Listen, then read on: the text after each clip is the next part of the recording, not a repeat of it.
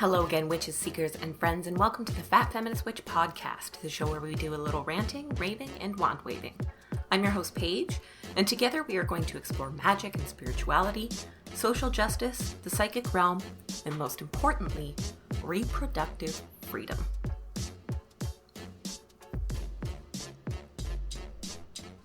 Hello, friends, and thank you so much for tuning in to episode 63 of the podcast. Today's episode is kind of an extension from an episode I put out last year called Witches, Midwives and Doulas, all about the role of midwives, herbalists, and medicine women in the history of witchcraft and, of course, women's rights. Today we're focusing on another aspect of that role, which is the abortionist. The midwives of old didn't just, catch babies. They also served as basically, the village gynecologist. They helped people with miscarriages, abortions, anything to do with menstruation and contraception. Often through the use of herbal medicine and, depending on the midwife, sometimes some ceremony and prayer. I got the idea to research and record this episode after a discussion thread I was a part of in a witch group on Facebook. And I'm not going to link to it just in case. I don't want to share anybody's business. But a witch posted a question kind of like, does anyone know a spell or who to pray to so I don't end up pregnant? LOL. And it was it was a half joking, but also half not. It's like, oh no, there's a chance, got my fingers crossed. It was kind of that. Many people got in there with actual physical ways to do this, which is not what the person asked for, right? They were recommending really strong herbs and teas and stuff. And I'm like, I don't know about all this. That's not specifically what she asked. And then some gave, some magical suggestions. I was like, oh, I know Lilith is associated with this kind of thing, and a few other people had said the same thing. And then there was a very small faction. It wasn't a lot of people. It was just a few people that went in this direction that kind of always just breaks my brain.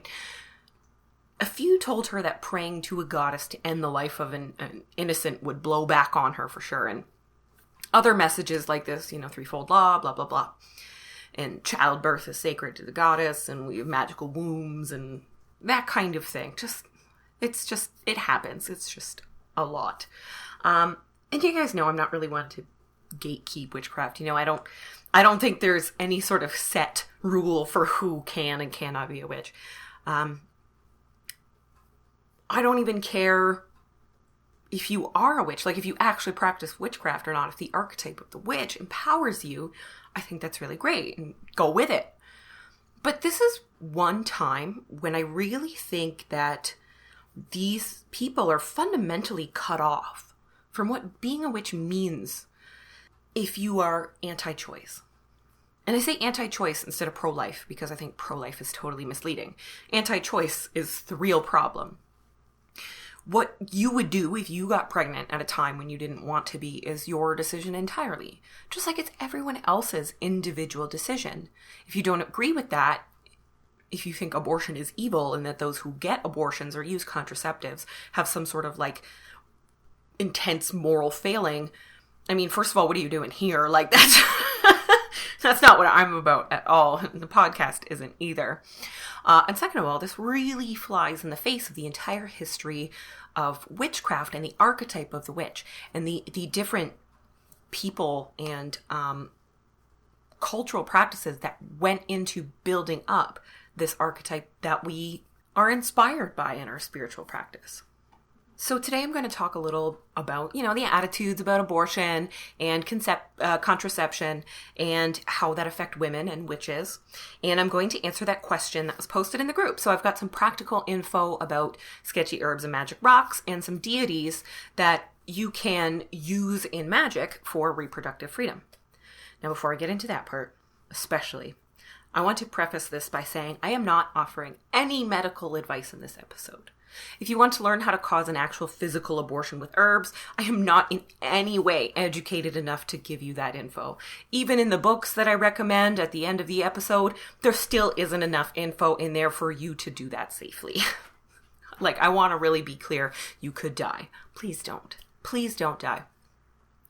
So there's not a single tool in this episode that I'm suggesting you insert your body anywhere for physical effects.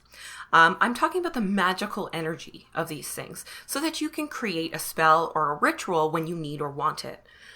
Likewise, these tools and spells do not take the place of a trained doctor or midwife or nurse or, medical procedure, but are to be used, in concert with treatment. So if you want something to help you make a decision, if you want something to help you stay safe through the process, if you want something to empower you, those are the kinds of things that we are talking about. Just wanted to be clear about that because I don't want you guys to get hurt. In that group, a lot of people were recommending drink pennyroyal tea, but pennyroyal can be so poisonous. You really, really can die. And you can also just cause a whole bunch of other side effects. You can, with a lot of these herbs, you can do things like damage your liver.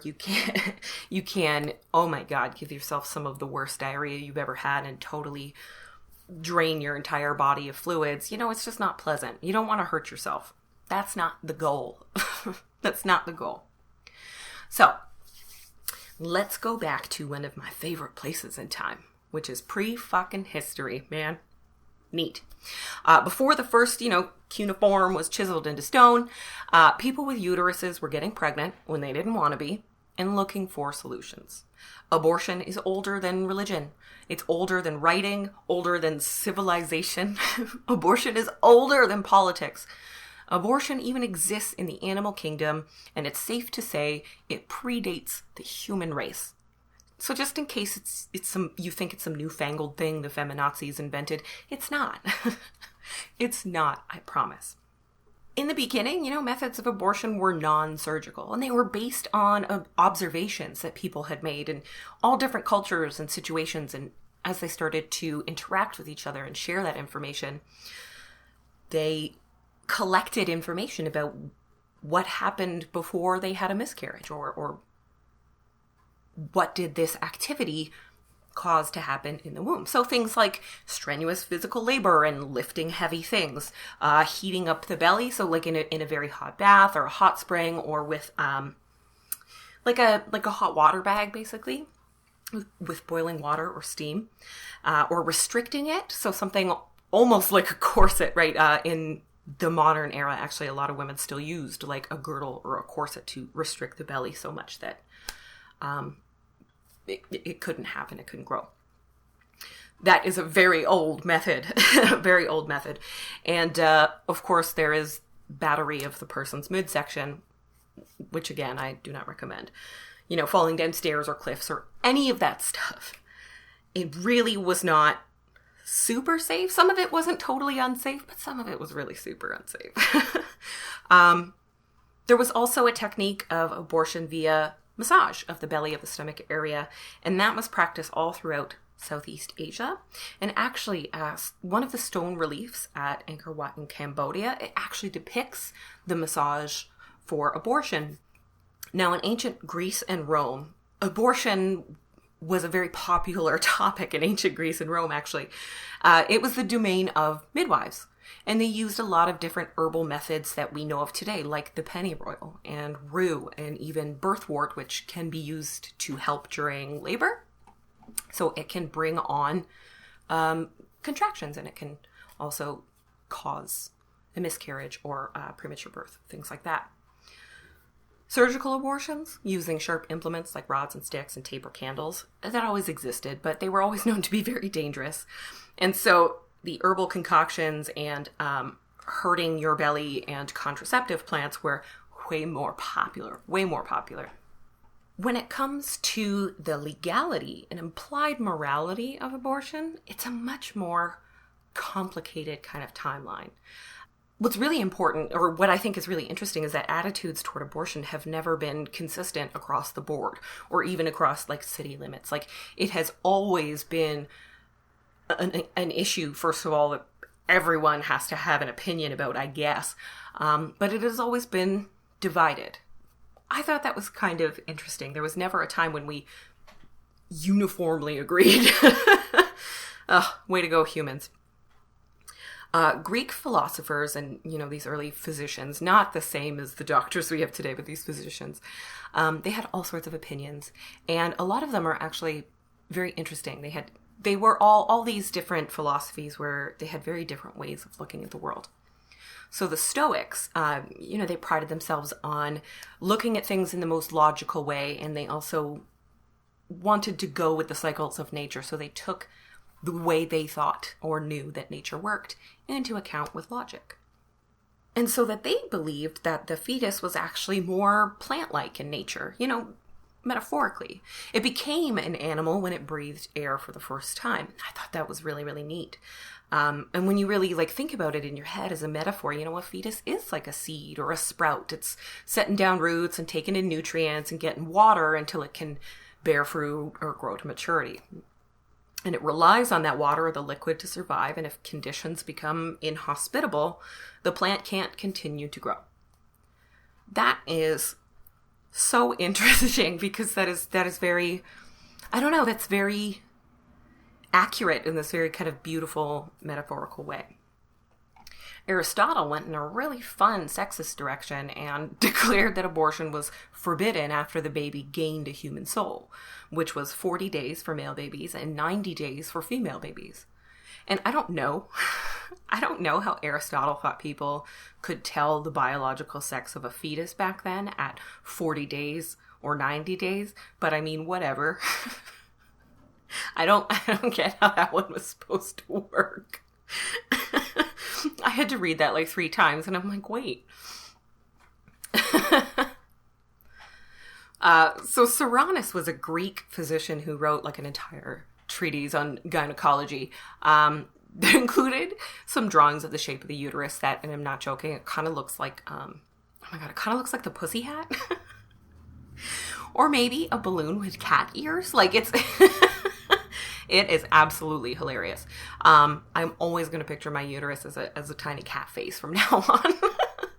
But he was actually a pretty neat or interesting guy. If you feel like looking into it, you can find copies of gynecology all over the internet. But he recommended abortion for health reasons and also in cases of emotional immaturity on the part of the pregnant person. Awesome. Awesome. Man. Talk about downright logical. These Greek philosophers and ancient physicians wrote a lot about historical abortions and miscarriages because they were studying more about human anatomy and the body. It was very popular topic of conversation, which might make it seem like it was incredibly plentiful at this time to seek abortions. But the honest truth about that is that history was not written by women or mothers or housewives. In Athens, women were barely people, y'all. Seriously. Most of the methods and history of abortion it's lost because the ancient midwives, those ancient midwives, their knowledge wasn't considered relevant enough to warrant a place in history, especially not in medicine, by the vast majority of men the world over who controlled medicine for a very long time, completely controlled the entire industry of medicine for a very long time. So they pushed midwives out. Not all doctors, obviously. Some learned from midwives, of course.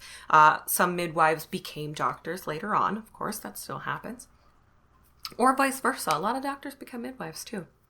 But their sexism and their belief that women just couldn't be medical professionals just kept them from getting good information about women's bodies and how a uterus works and all of that stuff.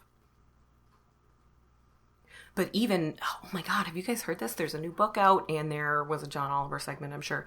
In our century, it turns out that most of the drugs and the medical research done for humans in general is not done on women because their periods might skew the results. And even some drugs that are specifically for women have been tested on men. Isn't that wild? Very disturbing. Very, very disturbing. So I guess some things haven't changed. I hope they change soon. So for most of history, even where abortion was disliked or frowned upon or straight up illegal, people still performed them and sought them out with little interference. The 19th century is when we really started to see the kind of super anti-abortion and anti-choice beliefs that we're really familiar with now. This is when abortion really, really became a moral failing. Of course, the 19th century isn't a wild coincidence that like the rise in this belief that women shouldn't be able to choose when they have babies was mostly pushed by the male doctors who who opposed midwifery and the unregulated medicine. And it just happened to rise at the same time as the women's movement. Those pesky women asking for rights. So just in case you ever thought, these evangelical abortion bans were ever about anything other than controlling women, they was not. They weren't. Though, I should mention that a lot of very prominent feminists strongly opposed abortion. Susan B. Anthony strongly opposed abortion. Margaret Sanger, she opened the first ever birth control clinic in the U.S. She was a big proponent of contraception. And her birth control clinic and her methods went on to become Planned Parenthood. Like she's the creator of Planned Parenthood, basically. And she was very against abortion. She believed contraception was a woman's right, of course, and also that it was the way to eradicate abortion entirely. Isn't that wild to think about now? Really weird, right? Really interesting. That's what I mean.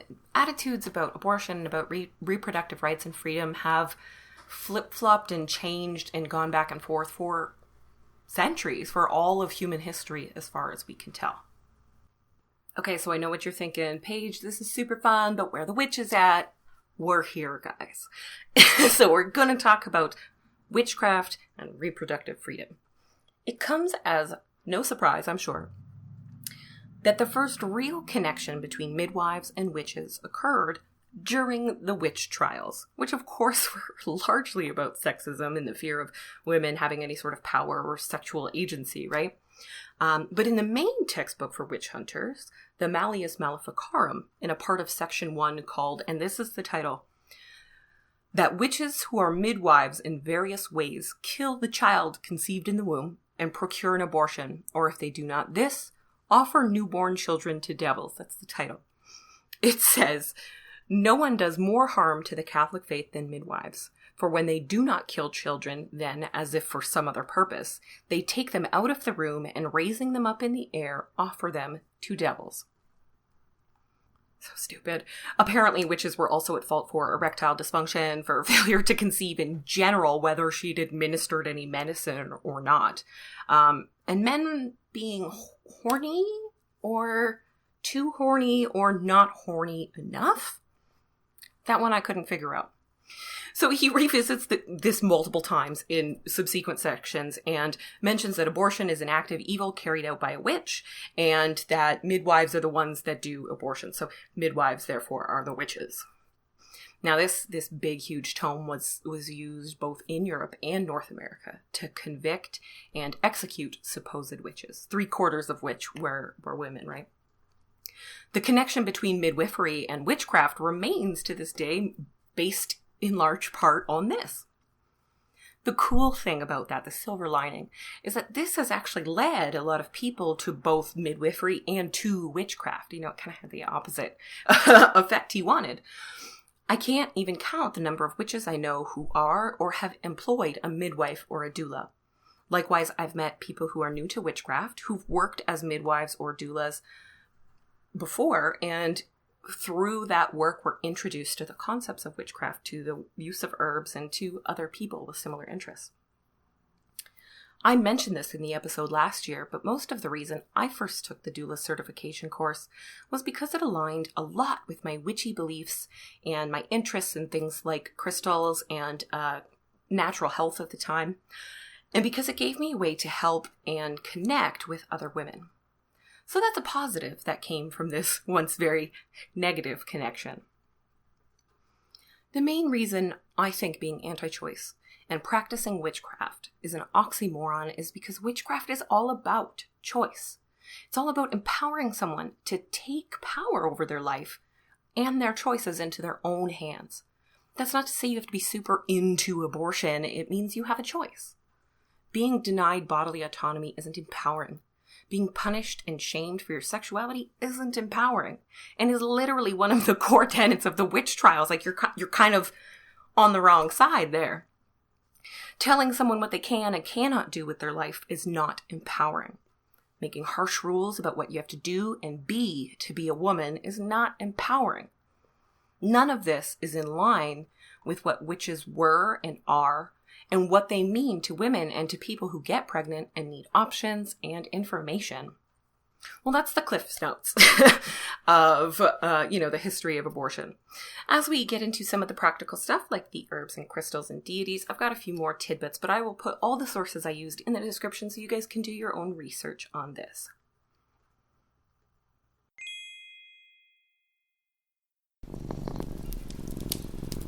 Over the last 3 years, I've shared a lot about my ongoing journey to better mental health, and I get messages all the time from listeners who are also struggling and looking for someone to talk to. Unfortunately, it can be very difficult to find therapy that is fully accessible, financially or otherwise. That's where BetterHelp comes in.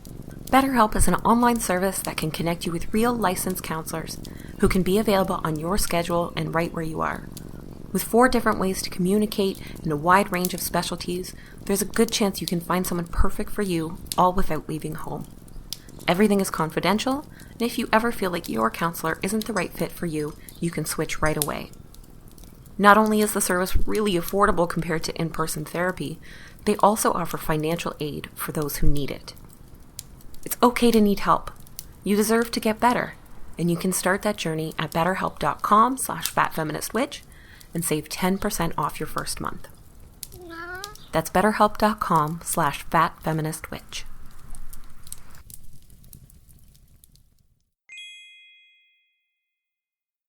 You might be surprised to learn there is not a wealth of anti-fertility magic readily available on the internet.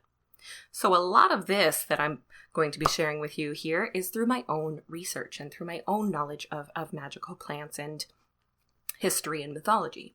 So if you find something different or some of this doesn't resonate with you, I encourage you to explore what does. What kind of energy do you associate with this issue with reproductive freedom, and what kind of herbs represent that energy? I chose most of the sketchy herbs on this list, or all of them really, because they are either amenagogues or abortionists in real life. These are plants that can bring on menstruation or can cause an abortion or a miscarriage. When it comes to the magical energy and correspondences of plants, their role in medicine and society, it always factors in. So that's why I took from this list. To use these in your practice, you can include them in incense if it's safe, in mojo or charm bags. You can use them as an offering to deities or decorate candles. You can do whatever. Like I said, I'm not offering any sort of medical advice, which is why I don't recommend almost any of these for baths or teas unless you are incredibly skilled and know what you're doing. What I'm talking about is the magical and spiritual energy of these plants based on some of their historical medicinal uses. So the most famous anti-fertility herb in history was so popular that it is extinct. So silphium was a plant that grew kind of exclusively in the Greek colony of Cyrene, which is actually modern-day Libya. And the silphium was its main export until the plant went extinct. It was used all throughout the Mediterranean. It even featured on Cyrene's money, their coins. And it was used for a lot of things. It was used to season food. It was used to make perfume. But it was also used as a contraceptive. Unfortunately, thanks to extinction, that means we don't know exactly the identity of this plant, the botanical information. But based on the info that we have and the artistic representations and what we know about some other Mediterranean plants, it's very possible it's in the same plant family as Queen Anne's lace, which is our first sketchy herb on the list. Queen Anne's lace, the big fluffy white flower with the teeny tiny little red flower. It's a wild flower. It's a weed. It grows all over. It's associated with the element of water and the planets Pluto and Mars. It's a Scorpio plant. It's got lots of sharp points and tiny little drop of blood. Or so it looks. While the flowers are often used in fertility spells, the seeds are what contain the chemicals that can prevent implantation and have been used in the past as almost like an herbal morning after pill. So if you want to do a spell or ritual, you can do this, the next morning or over 3 days after intercourse that you think might have led to pregnancy. And in your spell and ritual, you could crush the seeds of the Queen Anne's lace in a mortar or pestle in a ritualistic way or while praying. You can scatter those on a candle or a charcoal disc and burn them. You can incorporate those into your spell in any way, but I suggest doing the kind of ceremonial crushing. Seeds are really about fertility, right, and growth. So to crush it is to make it clear that you want to halt this particular growth. Next is one of my favorites, rue. Rue is a very protective plant, usually used to safeguard homes and repel the evil eye. It's associated with Saturn and Mars and the element of fire. This is a real Aries plant. It's got lots of energy, fiery energy. Rue contains a chemical called rutin, which occurs naturally alongside vitamin C in a lot of different plants and leaves and things, but rue is the largest source. So if you are trying to include it in some anti-fertility magic, what you can do is carry a sprig of rue or an image of it. You can get a chimaruta charm and use this as a protective talisman and increase the effectiveness of the medical treatments you're doing alongside the spiritual stuff. You can also use it to block the evil eyes of protesters and anti-choice assholes who want to judge you. I think it's cool to grind dried rue into a powder. You can use very, very dry rue and grind it into a good powder, mix it with salt, and you can create kind of a magical barrier around you. So if you and some of your coven, your gang, are protesting the protesters outside the abortion clinic, you can use this and create a circle of protection around you guys. Another very protective plant is Angelica. Angelica is ruled by Venus and aligned with Earth and water and the sign of Taurus. Its name makes it pretty obvious it's also associated with angels. The roots are the part of the plant used as an abortifacient, so you can carry a whole root piece as a talisman. Hoodoo recipes for fiery wall of protection oils and candles contain Angelica, and you can use these to work an uncrossing ritual to interrupt an unwanted pregnancy. This is why Angelica is actually associated with the fire element for a lot of practitioners. Either one's fine. Angelica's main magic, though, is courage. It gives you the courage to make a choice that's best for you and to carry that choice out. Especially if the choice is hard or you don't have your rue powder to block the evil eye of assholes. Angelica can give you that strength to do what it is you need to do. Next is ginger, the ginger that you can eat. I love the shit out of ginger. It is an emmenagogue, and depending on the person, it can be an incredibly strong one. Some pregnant people can have ginger, and in fact, a lot of, pregnancy teas for morning sickness will contain ginger because it helps with nausea.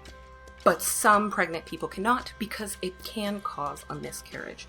Some people are more sensitive to it than others. In magic, this is a fiery Mars herb ruled by Aries.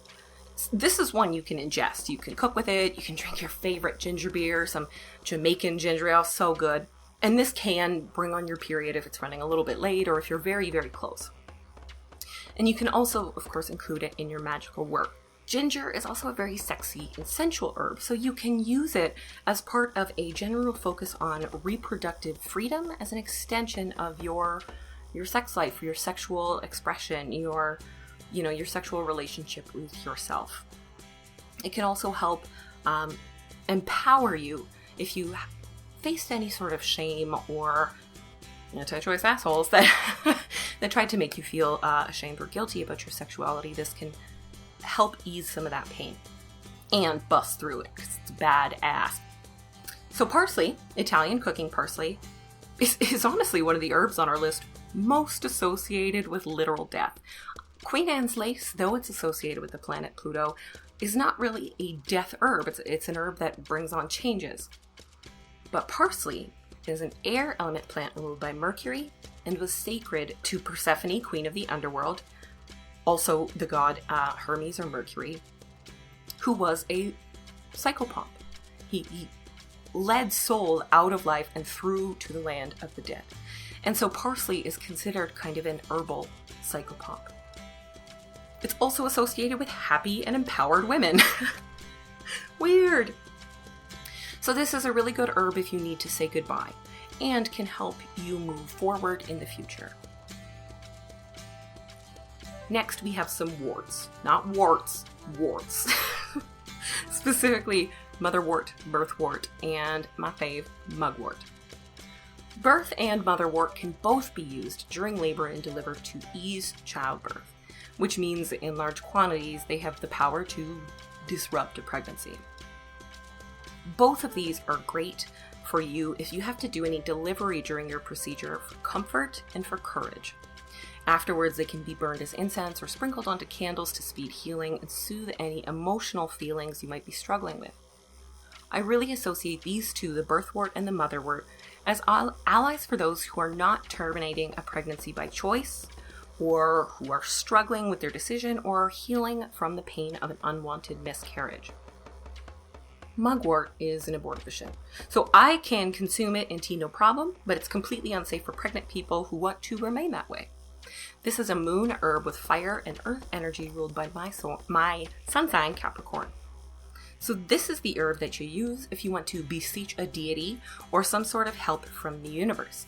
It opens our psychic senses. It allows us to communicate with spirits, with gods, goddesses, with the moon, etc. It's also got incredible cleansing powers and can be used to spiritually cleanse your home and yourself after any sort of difficult situation, much like you would burn white sage. This is one that I like to use to cleanse my home, to clear out anything kind of negative, but it's got a decidedly more magical vibe to it. It helps me feel more connected to my spirituality while I'm doing some real cleansing. You can also factor moon phases into your spells. So full moons, they look incredibly quote-unquote fertile, but they are technically really great for banishing and clearing out and making wishes. The new moon is really good for initiating changes. This is the time when you usually bring something into your life. But there's no moon in the sky, so it can be considered kind of a barren, quote-unquote time, a dark time. Eclipses have a pretty powerful rush of magic that shakes shit up. So especially a solar or lunar eclipse could also be very beneficial for any of these types of magic. So when it comes to magic rocks, I found 3 that I think can really help some of you who are working this kind of anti-fertility magic. The first is bloodstone or heliotrope. Now, of course, bloodstone, there is a very obvious connection there, and it can be used to, bring on menstruation, to help with PMS, to deal with periods and birth and stuff like that. It can also be used as a talisman for people who are giving birth to keep up their strength. So again, if you need to do any sort of delivering through your medical treatment, this is one that can really help you through that process.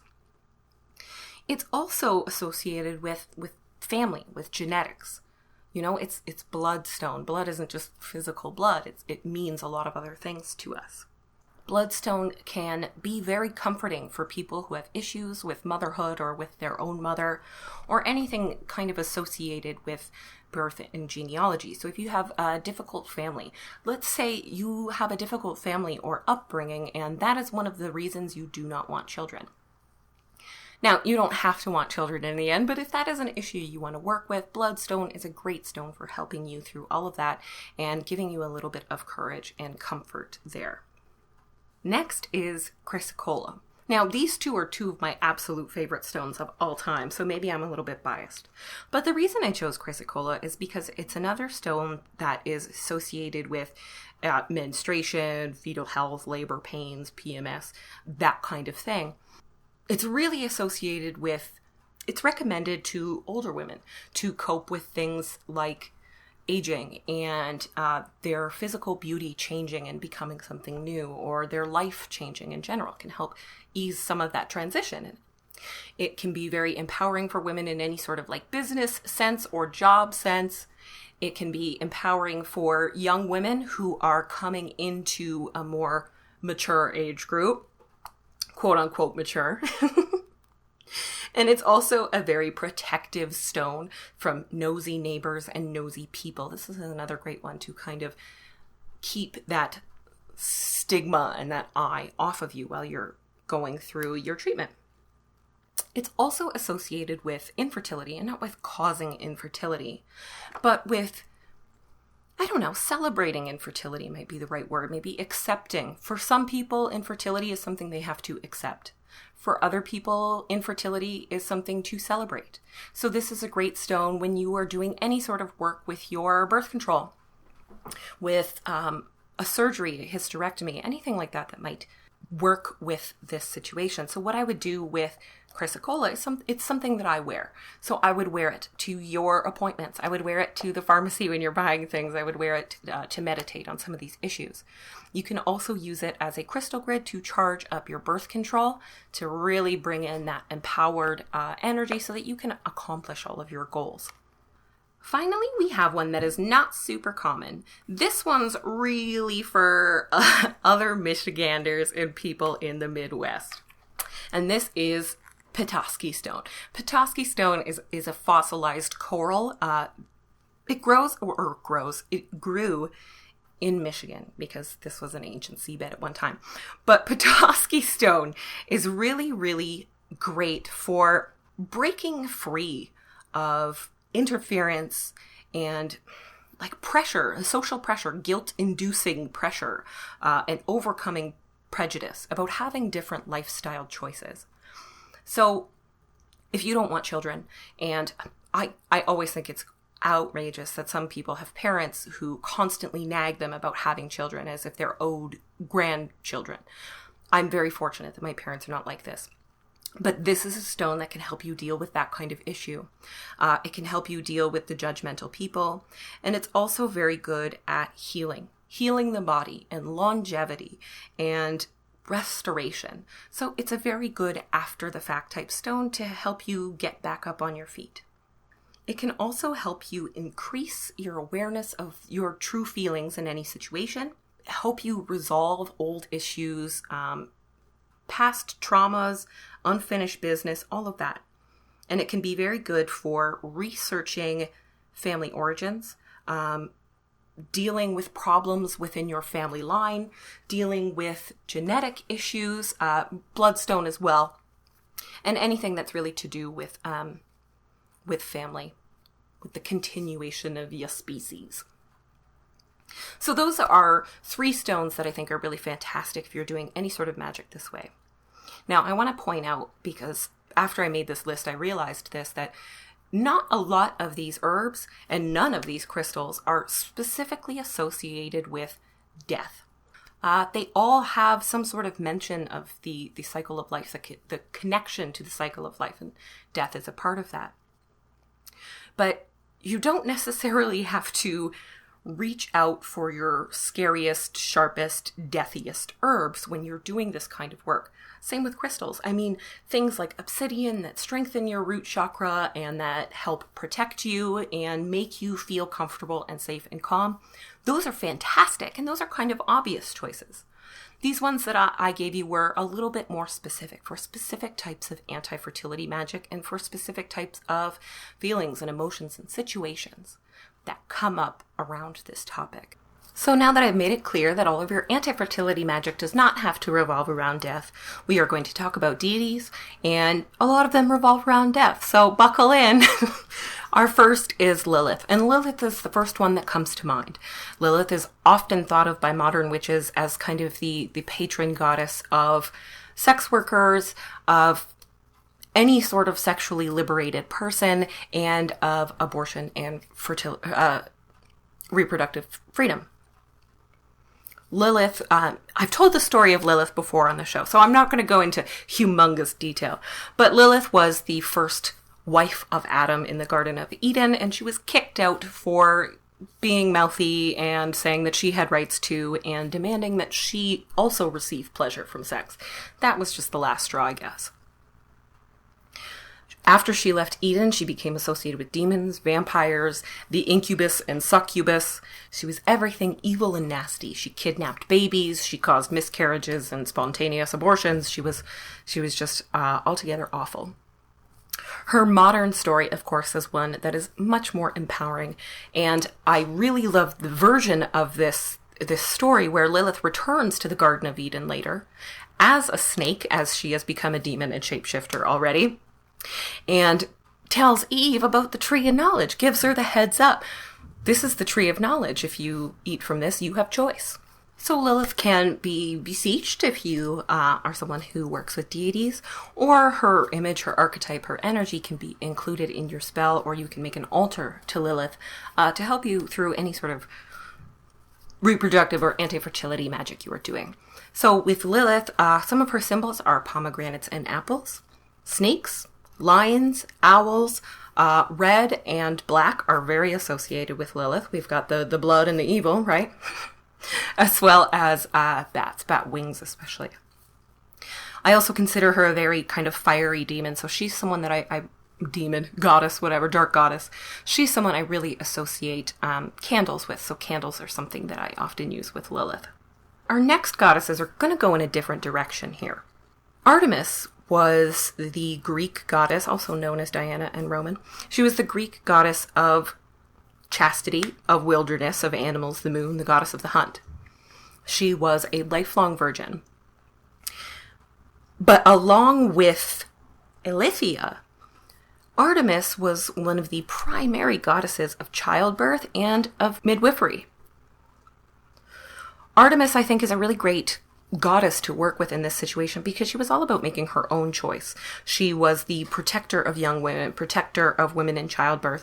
And despite the fact that she did not want children, she did not want to have sex, she was a virgin goddess, she helped other women through childbirth.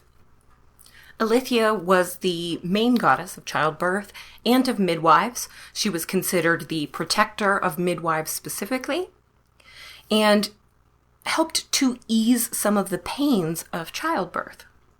She also worked with the fates to create offspring, to create children, and often determined the duration of pregnancy. So she would be another one that you could beseech in this way. Now, as these two, as goddesses of the hunt and moon and midwives, respectively, you would use those kinds of symbols to beseech them. So with Artemis, you would have wild animals, wildness, anything that has to do with nature, as well as writing out your intentions and what it is that you really want from life. That's something I associate with Artemis. With Eileithyia, it could be about the actual process, about any sort of delivery or birth or physical aspect of the situation, and helping that go as smoothly as possible. And then you would use fertility symbols, things like opened flowers and foods and fruits. You could combine, the apples and pomegranates from the imagery of Lilith.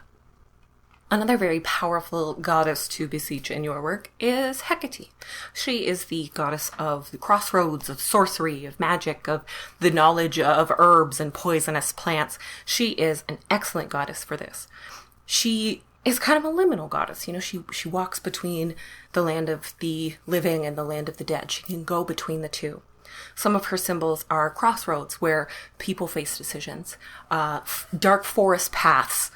The moon in many, many forms represents Hecate, but of course the waning and the new moon are really her time.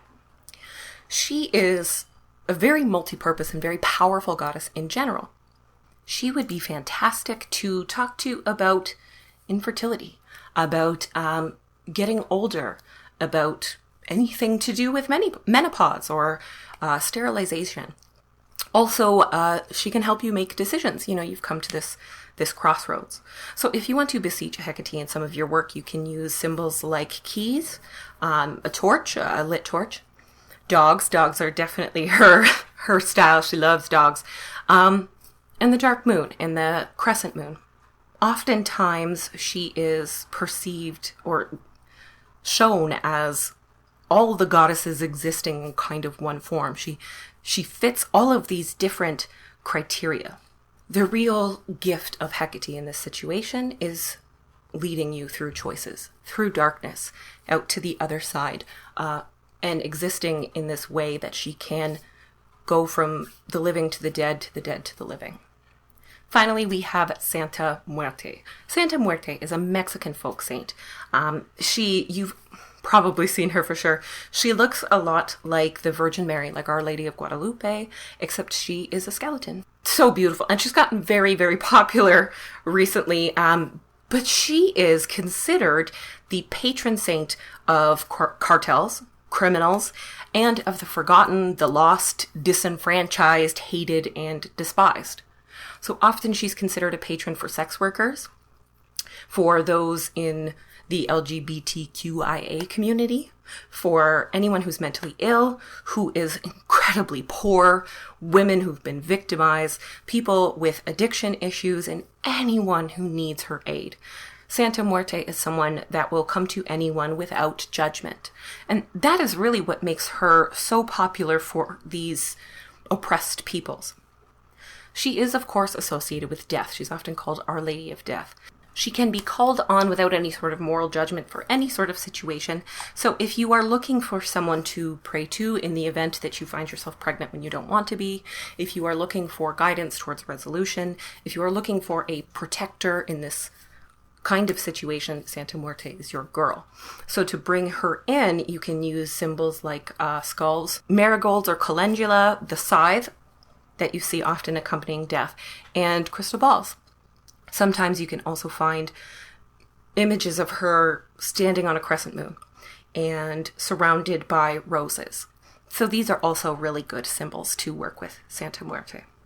Now, any sort of deity that you feel is very protective and that you feel is very empowering for you to help you reach your goals and to help you be who you want in life is going to be a great deity to help you out with any sort of issue like this. These are just a few that kind of, specialize. So I hope some of this information gave you a little more insight into the history of witches and witchcraft and how it got tied in with feminism and with feminist ideals. And also some ways to work with anti-fertility magic if you find yourself in a situation of needing it. Now, I'm going to say it again. None of that was medical advice.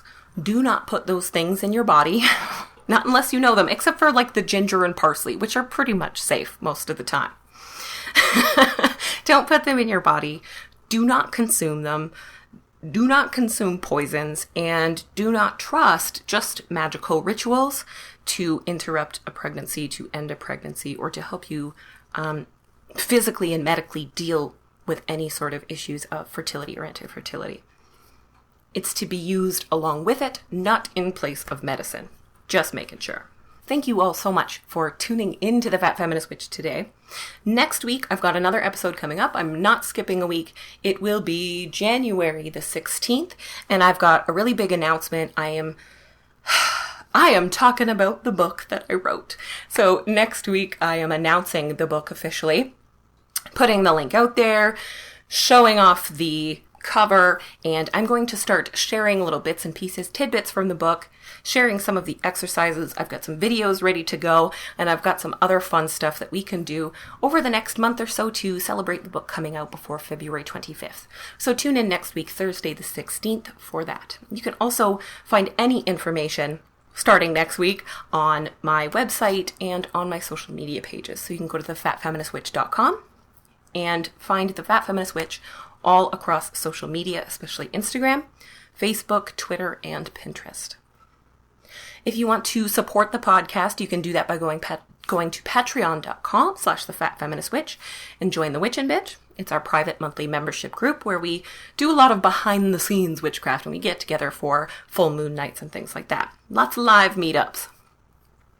You can also go to my website and click Buy Me a Coffee to make a small one-time donation. All of that money does go towards the podcast, towards keeping it up, towards paying any sort of fees that I've got going on, and towards purchasing materials that are being put out all the time by other witches. So I don't just get everything I talk about for free. A lot of it I do buy so that I'm paying it forward to the rest of the witch community, just in case you were wondering where your money went to. Tomorrow, January the 10th, which is a Friday, we have a full moon. And we also have a lunar eclipse. Now, The lunar eclipse is not going to be visible from North America, but the energy is still going to be out there. So check out your favorite astrological websites and horoscopes to see what kind of interesting energy will be at your disposal tomorrow. Thank you so much for tuning in, and I hope you all have a wonderful full moon eclipse in Cancer. And I hope that you tune in next week to hear all about my brand new book, what you can find in it, and where to get it. I'm pretty excited, you guys. I hope you really like it.